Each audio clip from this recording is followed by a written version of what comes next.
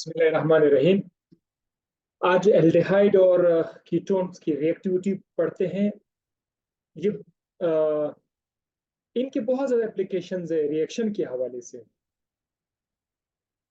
Labs में भी जब आप जाते हैं, जब आप प्रैक्टिकली काम करते हैं रिसर्च की दुनिया में, केमिस्ट्री में, तो आप देखोगे कि ये वाले जो आज मैं आपको रिएक्शंस बता रहा हूँ, ये वहाँ पर बहुत ज़्यादा कारआमद है। तो आज कुछ रिएक्शन ज़्यादा हैं और मुझे उम्मीद है कि अगर आप लोग दिल से देखोगे, सुनोगे, तो आपको एक तो समझ आएगा और आपको जल्दी याद हो जाएगा। दूसरी बात, इन रिएक्शंस को अगर आप बार बार नहीं पढ़ोगे तो आपको कुछ नहीं मिलेगा। ये आज वाले रिएक्शन में तो बहरहाल कॉन्सेप्ट है, कई जगहों पर कॉन्सेप्ट है कि ये ग्रुप यहाँ जाएगा, ये वहां जाएगा। बाकी भी रिएक्शन जितने भी आपने अभी तक पढ़े हैं या आने वाले हैं, इनको बार बार रिवाइज करना पड़ता है, तब आप लोगों का मेहनत जाया नहीं होगा। ठीक है, आपकी जो मेहनत है वो इंशाल्लाह रंग लाएगी। एल्डिहाइड और कीटोन की रिएक्टिविटी के बारे में आज हम बात करेंगे। जैसे कि आपको पता है कि चाहे एल्डिहाइड हो या कीटोन हो, उसके अंदर ये वाला ग्रुप मौजूद है, सी डबल बॉन्ड ओ, ये ग्रुप मौजूद है। इस ग्रुप में ऑक्सीजन क्या है? ऑक्सीजन मोर इलेक्ट्रोनेगेटिव है, इसकी इलेक्ट्रोनेगेटिविटी ज्यादा है, जबकि कार्बन जो है उसकी इलेक्ट्रोनेगेटिविटी कम है, लेस है, जिसकी वजह से कार्बन पर पार्शियल पॉजिटिव चार्ज और ऑक्सीजन पर पार्शियल नेगेटिव चार्ज। इसका मतलब ये भी हुआ कि ये जो बॉन्ड है कार्बन ऑक्सीजन के दरमियान, ये एक पोलर बॉन्ड है। इसके अलावा ऑक्सीजन चूंकि ज्यादा इलेक्ट्रोनेगेटिव है, तो यहां पर जो पाई बॉन्ड है, पाई बॉन्ड आपको नजर आ रहा है, पाई बॉन्ड बड़े आराम से ऑक्सीजन की तरफ आ सकता है, क्योंकि ऑक्सीजन ज्यादा इलेक्ट्रोनेगेटिव है, वो पाई इलेक्ट्रॉन को अपनी तरफ खींच सकते हैं। खींचने के बाद इससे क्या बनेगा? इससे इस तरह का स्ट्रक्चर बनेगा, ऐसे। Carbon single bond oxygen, oxygen पर फुल माइनस का चार्ज हो जाएगा, कार्बन पर फुल प्लस का चार्ज हो जाएगा, पार्शियल से फुल प्लस चार्ज हो जाएगा। अब ये वाला जो कार्बन है जो अभी प्लस हो गया, इस कार्बन को हम लोग क्या बोलेंगे? इसको इलेक्ट्रॉन चाहिए ना, प्लस है तो इसको तो इलेक्ट्रॉन चाहिए। So this is called electrophilic, electrophile या इलेक्ट्रोफिलिक सेंटर। इसको आप इलेक्ट्रोफाइल भी बोल सकते हैं, इसको आप इलेक्ट्रोफिलिक सेंटर बोल सकते हैं। इस कार्बन पर अटैक किया जाएगा। इस कार्बन पर कौन अटैक करेगा? जिस पर माइनस का चार्ज हो। जिस पर कौन सा चार्ज हो? जिस पर माइनस का चार्ज हो, वो जाकर इस प्लस कार्बन पर अटैक करेगा, वो इस पे अटैक करेगा। तो जो अटैक कर रहा है उसका नाम क्या है? Nucleophile.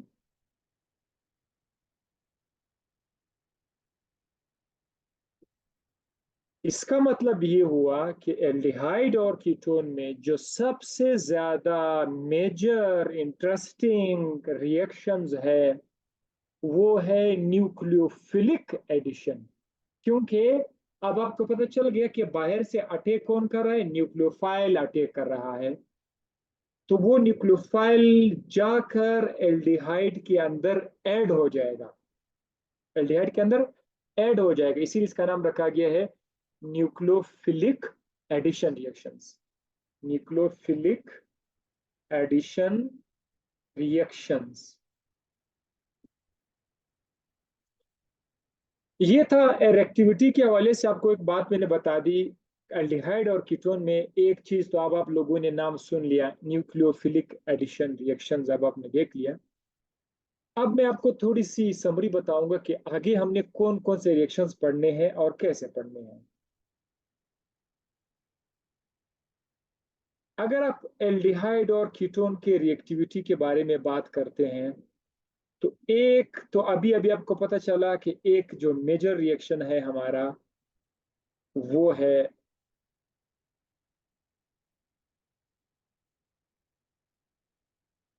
Nucleophilic philic addition reaction. एक हो गया ये। इसके बाद हम लोग एल्डिहाइड को क्या करेंगे, रिड्यूस करेंगे।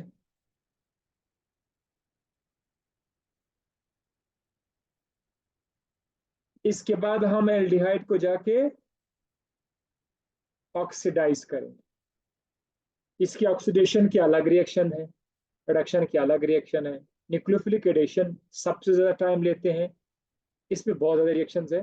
बट आप लोगों को एक एक करके मैंने आपके दिमाग में इसको डाल देना है, ठोस देना है, ठीक है।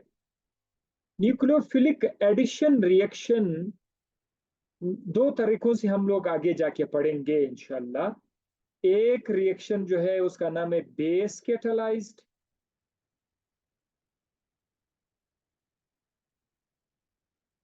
और दूसरा है acid catalysed.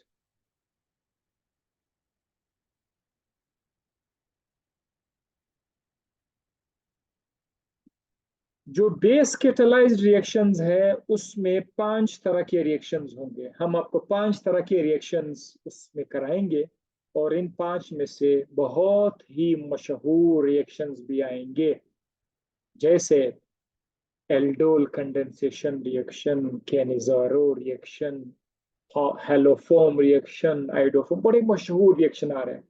So we will never never miss these reactions. और एग्जामिनेशन पॉइंट ऑफ व्यू से मेरी बहुत ज्यादा इस पे फोकस है कि कोई चीज मिस ना हो जाए, कि अगर एग्जाम में से यहाँ से इस चैप्टर से कोई सवाल आ जाए तो हमारे स्टूडेंट्स को उसके बारे में पता हो, ठीक है। चलो उसको इस अंदाज से कवर करेंगे। एक एक नंबर के को हम लोग लाजमी समझेंगे अपने लिए, कि एक नंबर भी हमसे मिस ना हो जाए। रिडक्शन ऑफ एल्डिहाइड में हम आएंगे तो यहाँ पर 4 तरीकों से, 4 मेथड से हम इसको रिड्यूस करेंगे एल्डिहाइड को, ठीक है। रिडक्शन ऑफ एल्डिहाइड्स 4 मेथड से हम इसको रिड्यूस करेंगे, ठीक है। अच्छा, मतलब इसलिए ज्यादा टाइम नहीं लगेगा, बहुत आसान है। ऑक्सीडेशन सिर्फ एक मेथड से, तो इसमें ज्यादा से ज्यादा 4 से 5 मिनट इधर लगेंगे, रिडक्शन में भी 4 से 5 या 8 मिनट लगेंगे।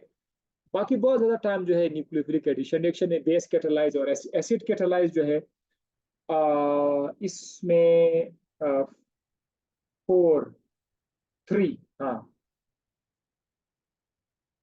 इसमें 3 तरह के रिएक्शंस है एसिड कैटालाइज। सो अब आप माइंड बना लो पहले से कि बेस कैटालाइज में 5 रिएक्शन है, एसिड कैटालाइज में 3 रिएक्शन है, रिडक्शन रिएक्शन 4 तरीकों से है, और luckily luckily reduction of aldehyde में से 4 तरीकों में से एक तरीका आप एडवांस में पढ़ चुके हैं। और ऑक्सीडेशन बहुत इजी, जस्ट 1 मेथड है। सो मैंने आपके साथ आपको मैंने बताया भी था कि आप लोग अपने साथ एक चार्ट बना ले, फिर अगर वो भर जाए तो दूसरा बना लो। उस चार्ट के लिए ये बेस्ट तरीका है। जो इनऑर्गेनिक केमिस्ट्री से आपको कुछ रिएक्शंस बताए थे वो उस पर लिखने हैं, मशहूर मशहूर रिएक्शंस। और ऑर्गेनिक केमिस्ट्री के जो रिएक्शंस है वो आप उसमें लिखने हैं। भाई सिर्फ नाम लिखो कि ये बन रहा है, ये बन रहा है, ये बन रहा है। आपके पास कम अज कम अभी 1 महीना बिल्कुल सही साबित पड़ा हुआ, 1 महीना। उस 1 महीने में भी अगर आप इन बातों पर अमल करोगे तो ये चीजें जो थोड़ा मेमोरी मांगता है वो आप वहां से कर पाओगे। बाकी जो कंसेप्चुअल है वो हमने कोई एक भी चीज नहीं छोड़ी है कि जहां से हमने कंसेप्ट की गुंजाइश हो और हमने नहीं दी हो। सो ये पेज आपके साथ मैं शेयर करूंगा। इसी तरह का पेज बनाकर आप इदरीस का समरी बनाए, जैसे आप यहाँ सीख लेते हैं, फिर आप खुद आकर यही वाला पेज उठा के जो 5 रिएक्शंस मैंने आपको बताए थे, बेस कैटालाइज, वो इसके नीचे लिख दो, शॉर्टकट छोटे छोटे से लिखो अपने निशान। एसिड कैटालाइज एक चार्ट आएगा, उस चार्ट पर रोजाना एक एक नजर डालोगे, हो ही नहीं सकता कि 5-6 दिन के बाद आपको ऐसा ऐसे याद होगा, अच्छा हाँ ये बनेगा, ये बनेगा, ये बनेगा। थोड़ा सा मेहनत करोगे तो कुछ मिलेगा। बहुत सारे स्टूडेंट्स ये समझते हैं कि ये एमडीकेट एक हलवा होगा और हम आएंगे, नामुमकिन है, नामुमकिन है, ऐसा नहीं हो सकता, हलवा नहीं है ये। ओके, सो रिएक्टिविटी के बाद अब हम आ जाते हैं relative reactivity of aldehydes and ketones. अगर हम एल्डिहाइड और कीटोन का मुकाबला करें, कौन ज्यादा रिएक्टिव है, एल्डिहाइड और, आपको पता है एल्डिहाइड में से एक फॉर्मल्डिहाइड है, ये वाला, दिस वन इज फॉर्मल्डिहाइड, सबसे सादा एल्डिहाइड है जिसमें दोनों तरफ हाइड्रोजन है, फॉर्मल्डिहाइड। और ये जो है ये कोई दूसरा एल्डिहाइड हो सकता है, आरसी डबल, कोई भी एल्डिहाइड हो सकता है। So this could be any aldehyde other than formaldehyde. और इसके बाद जो है वो आपका कीटोन है। बुक में जब आप देखोगे तो लिखा गया है कि formaldehyde is more reactive than aldehydes, other aldehydes, और एल्डिहाइड्स फिर ज्यादा रिएक्टिव है कीटोन्स से। इसका रीजन क्या है? इसकी रीजन ये मैं आपको बताता हूं। आपको अभी भी बताया गया कि एल्डिहाइड और कीटोन में न्यूक्लियोफिलिक एडिशन के बारे में बात हो रही है। किसके बारे में? Nucleophilic addition. न्यूक्लियोफाइल, न्यूक्लियोफाइल, इसने अटैक करना है। न्यूक्लियोफाइल पर कौन सा चार्ज है? माइनस का चार्ज है। माइनस का चार्ज कब और कैसे अच्छे तरीके से रिएक्ट करेगा? जब उसको पता लगेगा कि कार्बन जितना ज्यादा गरीब हुआ है उतना ही इसके लिए बेस्ट तरीका है अटैक करने का। कार्बन को जितना गरीब बनाओ उतना ही न्यूक्लियोफाइल उस पर स्ट्रांगली अच्छे तरीके से जो है अटैक कर सकता है। तो अब हम देखते हैं कि जो कार्बन हमें नजर आ रहा है, ये वाला जो कार्बन है, सी डबल बॉन्ड का जो कार्बन है, इसको कौन कौन सी चीजें इलेक्ट्रॉन पुअर बना रहा है और कौन सी चीज इसको इलेक्ट्रॉन दे रहा है, इलेक्ट्रॉन रिच कर रहा है। मैं सबसे पहले आता हूं कीटोन की तरफ, right side, extreme right side. Ketone में अगर ये बॉन्ड ऑक्सीजन की तरफ जाए और ऑक्सीजन पर माइनस का चार्ज आ जाए, कार्बन पर प्लस का चार्ज आ जाए, ठीक है, कार्बन प्लस हो गया। इस कार्बन की जो इलेक्ट्रॉन्स हैं, अगर अगर इसको हम इलेक्ट्रॉन प्रोवाइड करें, कहां से प्रोवाइड करें? इस बात को तकरीबन ये कोई तीसरी चौथी बार होगी कि मैं रिपीट करूं कि जो आर ग्रुप है ना, अल्काइल, अल्काइल ग्रुप को अगर आप केमिस्ट्री की दुनिया में, केमिस्ट्री की खुर्दबीन से, केमिस्ट्री के आंक से अगर देखेंगे, आर ग्रुप जो है ये इलेक्ट्रॉन्स का जो क्लाउड है, इनके आसपास तो इलेक्ट्रॉन्स होते हैं, ये अपना इलेक्ट्रॉनिक क्लाउड फॉरवर्ड करते हैं, डोनेट करते हैं। ये नहीं कि फुल देते कि ये ले लो, जस्ट उनको इलेक्ट्रॉनिक का क्लाउड देते हैं, यानी कि करीब जो कार्बन है उसको वो खुश हो जाता है कि देख मेरे पास इलेक्ट्रॉन आ रहा है, मैं अमीर हो गया हूं। सो यहां हम ऐसे तीर का निशान लगाते हैं। इसका मतलब क्या है कि इलेक्ट्रॉन्स जो है वो कौन दे रहा है? अल्काइल ग्रुप जो है इलेक्ट्रॉन्स डोनेट कर रहा है, कमजोर सा है डोनेट, लेकिन इलेक्ट्रॉन का फ्लोट दे रहा होता है। अब जरा आप देखो, कार्बन को गरीब बनाया गया, किसने बना दिया? ऑक्सीजन ने। अब कार्बन की जो गुर्बत है उसको वापस कौन फिल कर रहा है? आर। अब मैं आर के ऊपर आर से मैं निशाना डाल रहा हूं, यहां से, यहां से, यहां से आर इलेक्ट्रॉन दे रहा है कार्बन को। तो जो पॉजिटिव कार्बन है वो इतना गरीब नहीं हुआ जिसके पहले वाले केस में था। दैट इज वाई ये वाला जो कीटोन है ये रिएक्टिव तो होगा, बट बनिस्बत इसके पीछे जो एल्डिहाइड है या फॉर्मल्डिहाइड है उनसे ये लेस रिएक्टिव, उनके मुकाबले में ये स्टेबल होगा। इसकी स्टेबिलिटी की वजह क्या है? क्योंकि आर ग्रुप उसको इलेक्ट्रॉन देकर कार्बन को इलेक्ट्रॉन रिच बना रहा है। तो जब कार्बन आपका इलेक्ट्रॉन रिच होगा तो ये लेस इलेक्ट्रोपॉजिटिव होगा, लेस इलेक्ट्रोपॉजिटिव होगा। और अगर इसको इलेक्ट्रॉन ना मिले तो ये मोर इलेक्ट्रोपॉजिटिव होता है। अब एसिड उसकी तरफ एल्डिहाइड की तरफ दरमियान वाला इस तरफ आ जाते हैं। यहां पर अगर आप चेक करें, अगर यहाँ पर इस पर माइनस का चार्ज आ जाए, हाँ सॉरी सॉरी, एक बार फिर वापस आप राइट साइड पर चले जाइए। राइट साइड में एक चीज मैंने छोड़ दिया। राइट साइड में कीटोन में जो सी डबल बॉन्ड वो है उसमें दो आर लगे हुए हैं। तो एक आर, एक चाचा उसको इस तरफ से जो है फंड दे रहा है, दूसरा चाचा जो है वो यहां से फंड दे रहा है, राइट साइड से, लेफ्ट साइड से।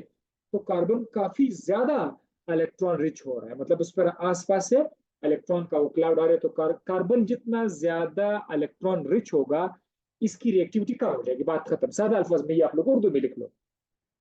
अच्छा, अब एल्डिहाइड की तरफ जब आप आ जाते हैं उसमें सिर्फ एक आर है। ठीक है, ये कार्बन को स्टेबल कर रहा है, कार्बन की जो इलेक्ट्रॉनिक क्लाउड है उसको रिच कर रहा है, रिएक्शन को ये भी इसके स्टेबल कर रहा है, लेकिन कीटोन के मुकाबले में ये ज्यादा रिएक्टिव है। अब अगर आप फॉर्मल्डिहाइड की तरफ आएंगे, फॉर्मल्डिहाइड में ना तो राइट साइड पर कोई इलेक्ट्रॉन डोनेटिंग फंडिंग ग्रुप है और ना लेफ्ट साइड पर कोई CH3 ग्रुप है। हाइड्रोजन में ये ताकत नहीं है कि वो इलेक्ट्रॉन डोनेट करे मिथाइल की तरह। सो चूंकि यहाँ पर अगर ऑक्सीजन से इलेक्ट्रॉन लिया जाए, ये माइनस हो जाए और कार्बन प्लस हो जाए, तो कार्बन काफी ज्यादा गरीब होगा। कार्बन बहुत ज्यादा इलेक्ट्रोपॉजिटिव होगा, कार्बन बहुत ज्यादा इलेक्ट्रोपॉजिटिव होगा, और इसका रिएक्शन भी तेज होगा। इसीलिए फॉर्मल्डिहाइड ज्यादा रिएक्टिव है बाकी किसी भी दूसरे एल्डिहाइड से, और बाकी कोई भी दूसरा एल्डिहाइड फिर ज्यादा रिएक्टिव है कीटोन से। ये थी वो बातें जो कॉन्सेप्चुअल है, जो बंदा गौर से सुने खोपड़ी में आ गया, फिर पूरी दुनिया में जहां का कहीं भी जाते हैं वो ये चीज को एज अ साइंस इस्तेमाल करते हैं। ये कॉन्सेप्ट है, इसको एक बार सीखने के बाद इसको ज्यादा मेमोराइज करने की जरूरत नहीं पड़ती, इन चीजों को पेज पे लिखने की जरूरत नहीं होती। ये कॉन्सेप्चुअल चीजें हैं। लेकिन इसके बाद जो रिएक्शंस आ रहे हैं उनको लिखना पड़ता है, उनमें कॉन्सेप्ट भी है, लेकिन फिर भी ये कि बंदा ऐसा ना कि भूल जाए, ये चीजें भी आप भूल जाएंगे, वैसे कुछ कॉन्सेप्ट मिल जाए फिर भी इसको बंदा भूल जाता है। आप लोगों की आसानी के लिए जो पेज पर मैंने कोई कॉन्सेप्ट दिया था उसको मैंने यहाँ उर्दू में लिखा ताकि आप लोगों के दिमाग के अंदर ये चीजें सारी बैठ जाएगी। ऑक्सीजन जितना ज्यादा इलेक्ट्रॉन रिच होगा उतना ज्यादा इलेक्ट्रोनेगेटिव होगा, सो ये मोर रिएक्टिव होगा। ये बात वैसे आपकी नॉलेज के लिए, असल बात नीचे है। कार्बन जितना ज्यादा इलेक्ट्रॉन पुअर होगा, कार्बन जितना ज्यादा इलेक्ट्रॉन पुअर होगा उतना ज्यादा इलेक्ट्रो पॉजिटिव होगा, जितना ज्यादा इलेक्ट्रो पॉजिटिव होगा उतना ज्यादा ये रिएक्टिव होगा। अब आपने देख लिया कि कार्बन को कौन कौन सी चीजें इलेक्ट्रो पॉजिटिव कर देती हैं और कौन सी चीजें इसको इलेक्ट्रॉन रिच बना देते हैं, इलेक्ट्रो नेगेटिव कर लेता है। कार्बन में से इलेक्ट्रो नेगेटिव नहीं है वैसे, आ, इसमें सलाहियत अक्सर होती है कि ये इलेक्ट्रॉन देता है इलेक्ट्रो पॉजिटिव, लेकिन सम केसेस में इस पे आ सकता है मेरे साथ। तो ये आपके लिए मैंने लिखा हुआ है ताकि आप याद रखें। ये हो गया, this is more active than this one and this is more active than this one, ये सारी बातें आपको हो गई। Effect of substituent on the reactivity of CO group. अब आपको ये मैंने बताना है कि जो CO ग्रुप है उसको कौन सी चीजें उसकी रिएक्शन को मुतासिर करती हैं। तो दो बातें हैं, साइज ऑफ द सब्स्टिट्यूएंट। अगर C डबल बॉन्ड के आसपास सिर्फ एक CH3 है, सपोज कर लेते हैं, और यहां पर दो CH3 है और यहां पर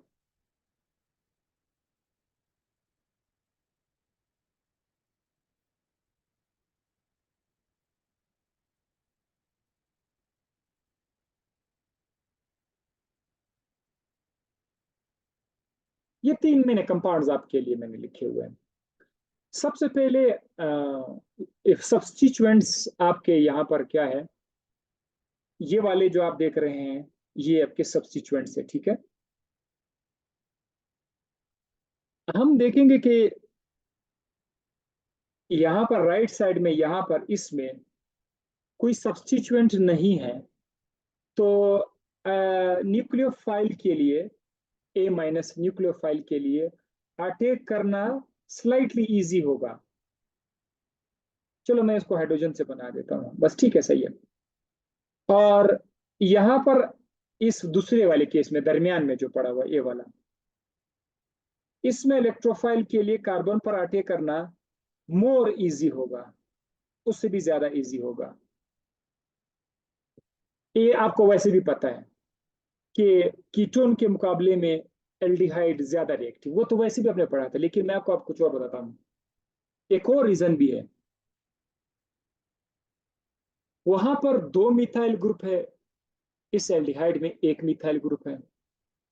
कहा जाता है कि ग्रुप का साइज जितना बड़ा होता जाएगा, वो न्यूक्लियोफाइल के अटैक में मुदाखलत करता है। बड़े बड़े ग्रुप्स जब आसपास होंगे तो न्यूक्लियोफाइल का जो टारगेट सेंटर है, वो सेंटर छुप जाता है, न्यूक्लियोफाइल अटैक नहीं कर सकता। जैसे कि आपको बेस्ट एग्जांपल में देता हूं, ए माइनस ये आपका न्यूक्लियोफाइल है। जब ये अटैक करता है इस वाले स्ट्रक्चर पर, ये वाला जो स्ट्रक्चर है, इसमें क्या है, बल्कि ग्रुप्स अटैच है, बल्कि इसका सब्स्टिट्यूएंट्स बहुत बड़े बड़े हैं, ठीक है। मतलब आप देख सकते हैं, यहां पर आप देख सकते हैं एक कार्बन पर 1 2 3 ग्रुप्स अटैच है, तो एक बहुत बड़ा ग्रुप बना हुआ है, बल्कि इसको मतलब बल्कि ग्रुप्स। इस बल्कि ग्रुप की वजह से इतना रशकश हो जाता है कि उसके लिए न्यूक्लियोफाइल के लिए कार्बन को ढूंढना मुश्किल हो जाता है, तो काफी मुश्किल हो जाता है, डिफिकल्ट हो जाता है।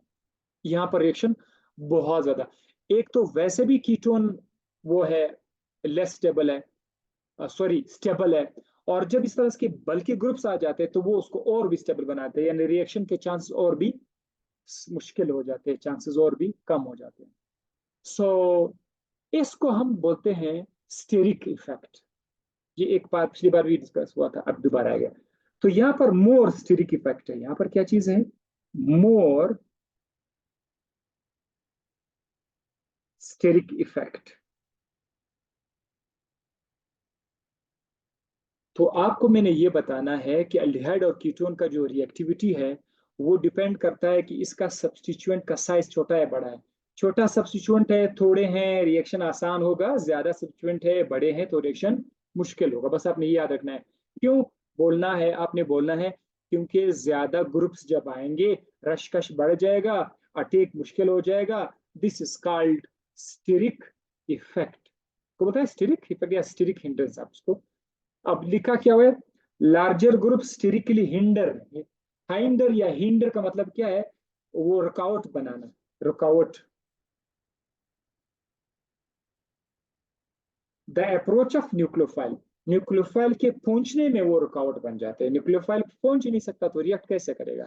सो ये एक एक चीज था। एक नंबर दो, एल्डिहाइड और कीटोन की रिएक्टिविटी, और कौन सा इफेक्ट है, चीज है जो इफेक्ट करता है, वो है इलेक्ट्रॉनिक इफेक्ट। ये आप लोग ऑलरेडी पढ़ चुके हो, you people already got this. ये आप ऑलरेडी आपको मिल चुका है। इलेक्ट्रॉनिक इफेक्ट में वही जो मैंने कहा था कि आर ग्रुप जो है, वो कार्बन को क्या देते हैं, इलेक्ट्रॉन का एक फ्लो कार्बन को देते हैं, वो कार्बन को लेस इलेक्ट्रोपॉजिटिव बना देगा, और जिसकी वजह से वो लेस रिएक्टिव होगा। सो ये है इलेक्ट्रॉनिक इफेक्ट। इलेक्ट्रॉनिक इफेक्ट को भी मद्देनजर रखकर फैसला करना होगा, रिएक्शन होगा कि नहीं होगा। आपने देखना है मिथाइल ग्रुप है या नहीं है।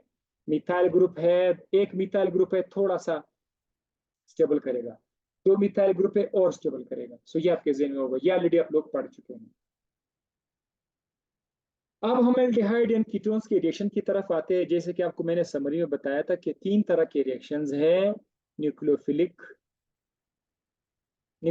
रिएक्शंस हैं, न्यूक्लियोफिलिक एडिशन रिएक्शन है, रिडक्शन है और ऑक्सीडेशन।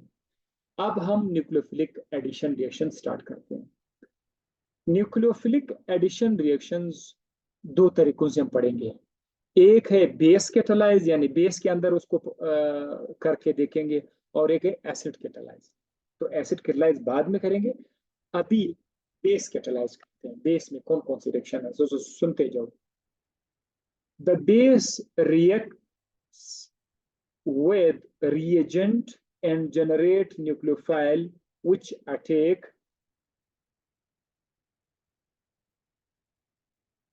carbonyl carbon. यानी आपका जो बेस है, यहां पर आपका न्यूक्लियोफाइल है NU, ये न्यूक्लियोफाइल है। इसके साथ आपने जो भी आपने अटैच किया हुआ है, सपोज यहां पर H है और यहां पर क्या है, बेस है। बेस क्या करेगा, बेस यहां से न्यूक्लियोफाइल को जनरेट करेगा। न्यूक्लियोफाइल अपने एक और पार्टनर के साथ जुड़ा हुआ है, ये उसके साथ रिएक्ट करेगा।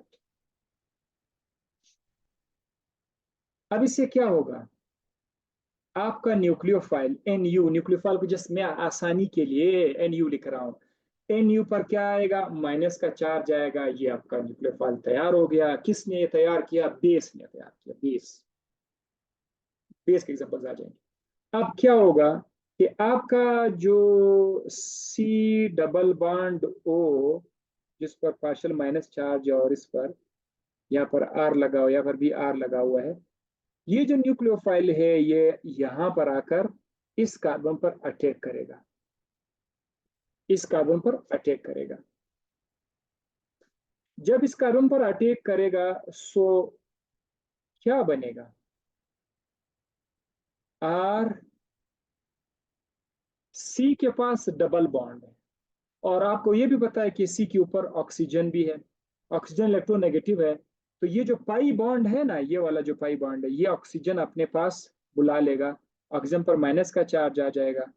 अभी भी आप देख सकते हो R C single bond O R, carbon इसका पॉजिटिव कार्बन है। तो वो जो न्यूक्लियोफाइल है, वो न्यूक्लियोफाइल यहां पर आकर इधर वो न्यूक्लियोफाइल अटैच हो जाएगा। ये आ गया आपका न्यूक्लियोफाइल। बस आपने सिर्फ ये देखना, कार्बन पॉजिटिव होकर के न्यूक्लियोफाइल इस पर अटैक करेगा। दैट इज व्हाट वी से। सो न्यूक्लियोफाइल आ गया, O माइनस है। इसी O माइनस को अब जरा देखें आगे क्या होने वाला है। वो जो इसमें अभी पानी का थोड़ा जिक्र करेंगे, OH है, या बेस ने जो पहले हाइड्रोजन लिया था, अब ये हाइड्रोजन वापस इस ऑक्सीजन को दिया जाएगा, क्योंकि ये हाइड्रोजन एज अ प्लस की शक्ल में यहां से निकल जाएगा, और जो O माइनस है उसको मिल जाएगा। तो क्या बनेगा, अब यहां पे जरा देख ले आप लोग, R तो वही R है, कार्बन वही कार्बन है, R वही R। आपने कोई चीज छेड़ा ही नहीं है। काम जरा क्या कहां पर हो रहा है, इस कार्बन पर यहां पर न्यूक्लियोफाइल आया, और ऊपर ऑक्सीजन जो पहले से मौजूद था, उस ऑक्सीजन के साथ H आ गया। सो एक तरफ वही एल्डिहाइड है, उस या कीटोन है, उसके अंदर न्यूक्लियोफाइल ने अपने आप को ऐड कर दिया। खत्म। अब आपके सामने मैं जितना भी रिएक्शन लाऊंगा आपको परेशान नहीं करेगा, इसमें ज्यादा रटा लगाने की गुंजाइश नहीं है। एक बुनियादी चीज, इस रिएक्शन से आपको बहुत सारी चीजें आप समझ, ठीक है। तो आप जरा देखते जाइए रिएक्शन, आपके माइंड में ये बैठ गया कि जिधर C डबल बॉन्ड O है, उस C डबल बॉन्ड O का O OH बनेगा, और नीचे न्यूक्लियोफाइल आएगा। न्यूक्लियोफाइल कुछ भी हो सकता है, आगे बहुत सारे हम लोग करते जाएंगे। तो बिस्मिल्लाह करते हैं। अब हमारे रिएक्शन स्टार्ट हो जाएंगे। बेस कैटालाइज्ड रिएक्शन में कौन कौन से हैं। There are 5 types of base catalyse reaction. जो बेस कैटालाइज 5 किस्में हैं, लेकिन मजे की बात यह है कि आप लोग सब के सब करने के काबिल हो जाएंगे इंशाल्लाह। पहला क्या है, हाइड्रोजन HCN को आप ऐड करेंगे, बहुत इजी है। फिर आप लोग क्या करेंगे, ग्रिग्नार्ड ग्रिग्नार्ड रिएजेंट को आप ऐड करेंगे, ये भी इजी है। फिर आप सोडियम बाइसल्फेट को ऐड करेंगे, NaHSO3, ये इजी है। फिर आप कंडेंसेशन करोगे, ये इजी है, थोड़ा टाइम लेगा, क्योंकि मैंने जो कहा था जो सबसे मशहूर रिएक्शन है अल्डोल कंडेंसेशन, कैनिज़ारो कैनिज़ारो, बड़े प्यारे नाम है, वो इसमें है कंडेंसेशन के अंदर। हम जाके देखेंगे ना तो उसके अंदर मजीद जो 2 रिएक्शन है वो भी मैं आपको बताऊंगा, इसमें इसका एक मैकेनिज्म भी कराऊंगा, और लास्ट में जो है वो हेलोफॉर्म रिएक्शन। हेलोफॉर्म रिएक्शन भी काफी कुछ आपको बताना है, ढेर सारा नॉलेज इसमें मौजूद है। सो I'm really excited to share this with you now. Addition of HCN, हम HCN को जब ऐड करेंगे तो आप याद रखें HCN हमारे पास डायरेक्ट अवेलेबल नहीं है, हाइड्रोजन साइनाइड, इसको खुद बनाना पड़ता है, तो थोड़ा सा एक्स्ट्रा काम करेंगे पहले। बनाने के लिए क्या करना पड़ेगा कि आपके पास Na सोडियम साइनाइड ले लेते हैं, NaCN। एक बात याद रखिए कि साइनाइड में जो कार्बन है उसमें और नाइट्रोजन के दरमियान 3 बॉन्ड्स होते हैं, ठीक है, साइनाइड CN। तो सोडियम साइनाइड को हम रिएक्ट करते हैं किसके साथ, HCl के साथ। तेजाब है ना HCl, तो इसके साथ आप रिएक्ट करोगे तो अब आपको यहां से HCN, यानी ये CN और H मिल जाएगा, और ये Na और Cl आपको यहां से मिल जाएगा, नमक सोडियम क्लोराइड। बहरहाल HCN आपका अभी हाजिर है। अब आपने करना क्या है, रिएक्शन स्टार्ट करना है। रिएक्शन में अब आप देख लें, आप एक एल्डिहाइड ले लेते हैं, एल्डिहाइड ले लेते हैं CH3, C double bond OH, यहां से रिएक्ट कर लेते हैं HCN को, HCN।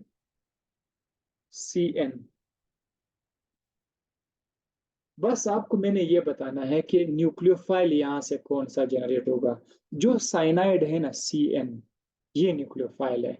और इसको आपने बस, अब बार बार मैं शो नहीं करूंगा, इधर आपका बेस होगा, ठीक है, ये सारे बेस कैटालाइज्ड रिएक्शन है। वो बेस जो है वो हाइड्रोजन लेके साइनाइड को अकेला छोड़ देगा, तो साइनाइड पर क्या आ जाएगा, साइनाइड पर माइनस का चार्ज आ जाएगा, साइनाइड पर कौन सा चार्ज आएगा, CN माइनस का चार्ज आ जाएगा। अब ये साइनाइड, आप बाकी बाकी आपको पता है कि एल्डिहाइड कीटोन में क्या होने वाला है। एल्डिहाइड ये वाला जो पाई बॉन्ड है ये ऑक्सीजन ले लेगा, ऑक्सीजन माइनस हो जाएगा, कार्बन प्लस हो जाएगा। तो कार्बन प्लस के लिए एक ही जगह है कि ये जो CN है ये इस कार्बन के साथ अटैच हो जाएगा। और आपको ये भी पता है कि जो ऑक्सीजन है, अब उसमें कार्बन के दरमियान सिंगल बॉन्ड है, तो ये जो हाइड्रोजन है इसको हम लोग फिर इस ऑक्सीजन के साथ ये OH बन जाएगा। यानी आगे आपको क्या मिलेगा, आपको मिलेगा CH3C single bond, single bond H, यहां पर नीचे आपका CN आ गया, और ऊपर आपका OH बन गया। इसमें ऐसा क्या है कि हम याद नहीं कर सकते, ठीक है। जब आप HCN को ऐड करेंगे तो हमारे पास बनेगा साइनोहाइड्रीन्स, ठीक है। ये जो आपके पास प्रोडक्ट आ रहे हैं जिसमें OH भी है और CN भी है कंपाउंड में, ठीक है, ऐसे कंपाउंड जिसमें OH भी है और CN भी है, इसको बोलते हैं साइनोहाइड्रीन्स, साइनोहाइड्रीन्स। OH CN साइनोहाइड्रीन्स, ये आपके पास बन जाएंगे। अब आप चूंकि आप लोगों ने एसिटल डिहाइड इस्तेमाल किया था ना, यहाँ पर एसिटल डिहाइड आप लोगों ने इस्तेमाल किया था, तो इधर जो बनेगा इधर जो बनेगा दैट विल बी एसिटल्डिहाइड, बस आपने इसके साथ नाम में भी यही लिखना है, एसिटल डिहाइड साइनोहाइड। आपको मैं छोटा सा वर्क देता हूं इसी रिएक्शन के हवाले से, फिर आप बाद में कर लेना। अगर मैं कीटोन बना दूं, इधर सपोज मैं इधर कीटोन बनाता हूं, CH3 C double bond O CH3, अगर मैं इसके साथ HCN को रिएक्ट कर दूं तो आगे जो बनेगा ये आपने बहुत आराम से बता सकते हो, उसका नाम भी आप बता सकते हैं, ठीक है, उसका नाम भी आप बता सकते हैं। ये हो गया जनाब। अब ग्रिग्नार्ड एजेंट की बारी है, एडिशन ऑफ ग्रिग्नार्ड एजेंट। जब आप अच्छा, ग्रिग्नार्ड एजेंट का शक्ल किसी को याद है? RMGX, बहुत मशहूर फार्मूला है।